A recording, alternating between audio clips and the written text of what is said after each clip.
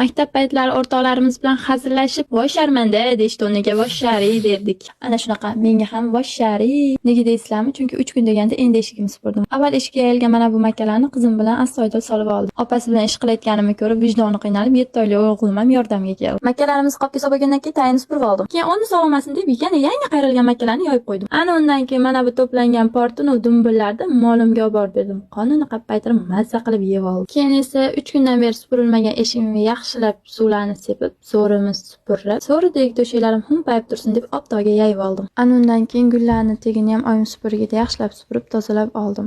Kuz havosi gullarimizga ham ta'sir qildimi, anchagina baklarni to'kib yuboribdi. Gullarimni bu holatni ko'rib xafa bo'lib, ichimni siqilib yurib, eshiklarimni ham supurib tozalab oldim. Mana kuz kelsa, bizni hovlida juda ham ish ko'payadi. Endi supursangiz yana axlatlar tushaveradi. Ya'ni uzumimiz baklari qurib to'kiladi, har xil daraxtlarning qurigan baklari uchib keladi shamolda. Hovlida yashovchilarning anchagina ish ko'payadi. Eshigimni supurib axlatlarni olib bo'lgandan keyin hovli tomonga o'tdim. U yerda chesna yo'qolib anchagina to'zitib